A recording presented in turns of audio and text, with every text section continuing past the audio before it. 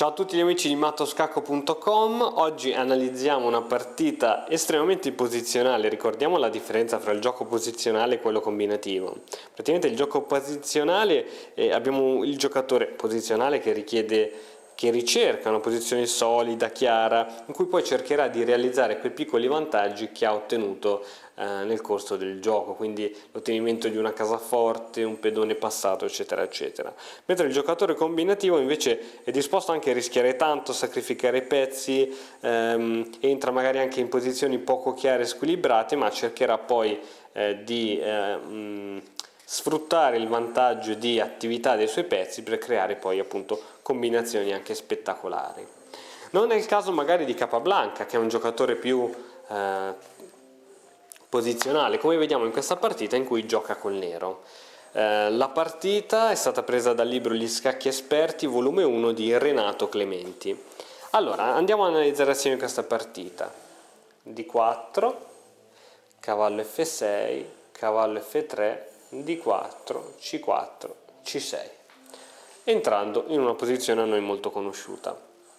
Dopo cavallo C3 possono seguire altre tante possibilità per il nero, tra cui quella di cambiare, tra cui quella di giocare E6, ma una delle forse più rischiose è quella di giocare alfiere F5. Come gioca Capablanca? Qual è l'idea di queste mosse? È quella di non lasciare imprigionato l'alfiere in C8 dopo la chiusura del pedone in E6, anche se noi sappiamo che esistono un sacco di continuazioni in cui l'alfiere poi va in fianchetto dopo insomma eventuali prese. Quindi ritorniamo alla nostra posizione in cui abbiamo questi pedoni. Ok, alfiere F5, qui appunto il bianco cerca di fare pressione su B7 e tra le possibili difese del nero, tra cui donna D7, donna C7 che è rischiosa perché dopo eventuali cambi e torre in C1 il bianco controlla questa colonna. Una delle possibili difese è quella di giocare donna B6, sapendo che è possibile, c'è il possibile rischio del cambio, che è quello che succede nella partita che stiamo vedendo, con un'impedonatura e appunto con quei pedoni doppiati che possono creare problemi in un finale, se si arriva in un finale. Qual è il controgioco che ha il nero? Ha questi pedoni doppiati, ma ha un grande gioco sulla colonna A, dato dalla sua torre in A8.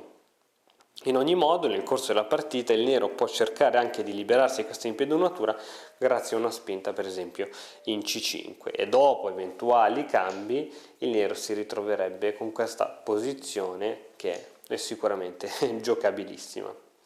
Ok, ritorniamo sempre alla nostra posizione. Perfetto, è seguito il cambio di donne e ora il bianco vuole assicurarsi che quei pedoni rimangono doppiati fino alla fine della partita, quindi cambio, cambio, cambio e cambio. Ora sicuramente il bianco sta meglio. Ok, la partita continua in questo modo, E3, cavallo C6 e alfiere D2 per evitare ogni tipo di entrata in quella casa che potrebbe essere abbastanza dolorosa.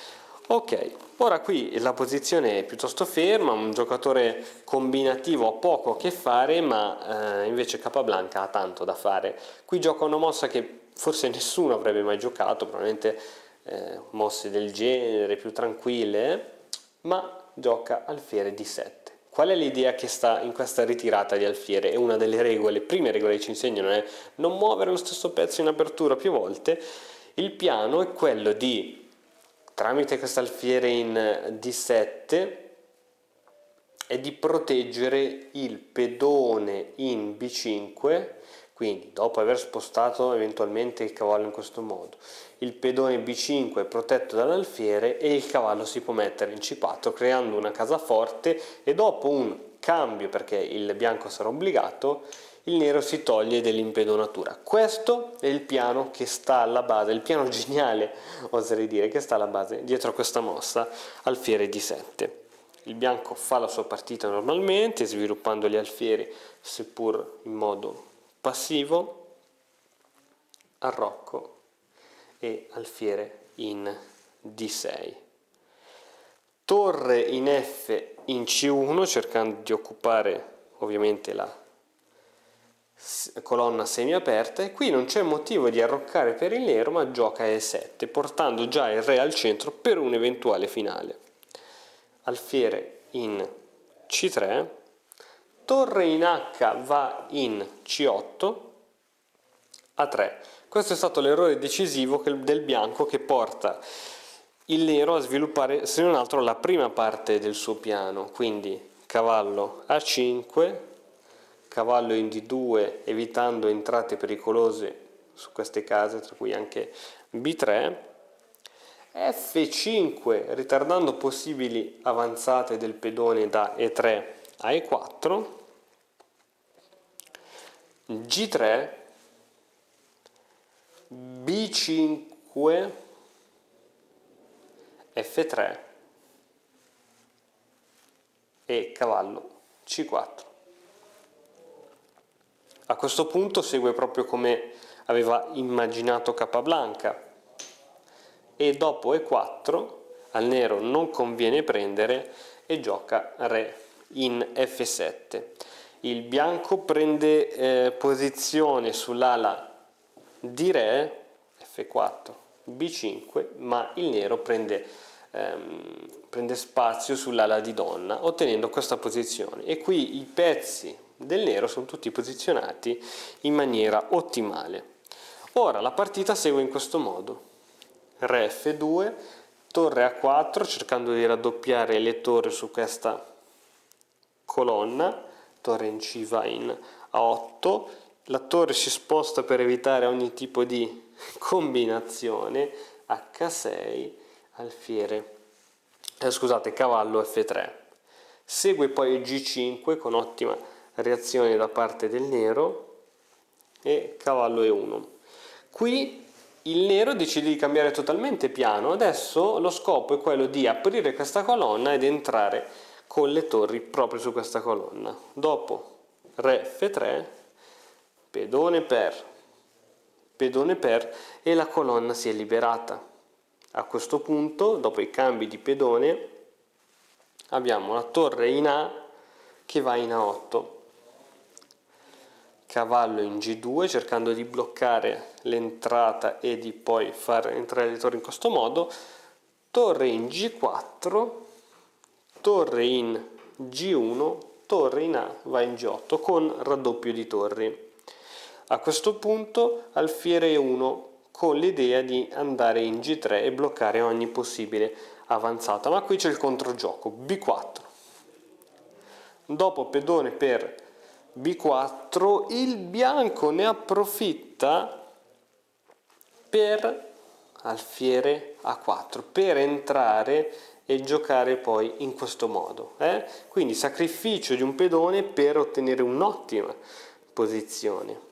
A questo punto segue torre A1 per minacciare l'alfiere, alfiere in C2, alfiere in G3, chiudendo la posizione, ma qui ci sono sempre controgiochi. Dopo alfiere in G3 segue alfiere in E4, scacco. A questo punto la partita è solo questione di tempo, perché re F2, H5 avanzando con quel pedone, torre in A7 cercando di contrastare con le entrate in settima, alfiere per G2, torre per G2, H4, alfiere per H4 cercando poi di puntare anche, e torre per G2, scacco, re F3, torre per H2, alfiere per E7 minacciando uno scacco di scoperta che però non può portare a nulla di che, torre H3 più, re F2, torre in B3, guardate come sta giocando benissimo questo finale, alfiere G5, scacco, re G6, torre in E7, minacciando ancora gli scacchi, torre per B2 scacco, re F3, torre va in A8 e a questo punto dopo torre per E6, se seguiva per esempio re in H5 c'era questa che chiudeva i giochi, ma ovviamente il nero l'ha vista e ha giocato torre H7 e qui c'è poco da fare. Per esempio dopo un possibile scacco, che cosa fa qui il bianco? Qualsiasi giocata e non serve a nulla, perché per esempio proviamo a spingere i pedoni e qui c'è il famoso matto del corridoio, o comunque le possibilità per il bianco sono veramente limitate qui. Dopo appunto la mossa re H7 il bianco si ritira.